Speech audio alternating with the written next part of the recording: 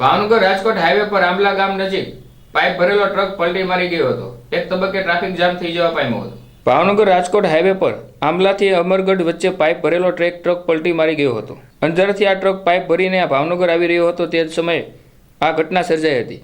Truck પલટી મારી જવાના કારણે ભાવનગર રાજકોટ હાઈવે પર ટ્રાફિક જામ સર્જાયો હતો। જોકે અકસ્માતમાં કોઈને જાનહાની થઈ નહોતી।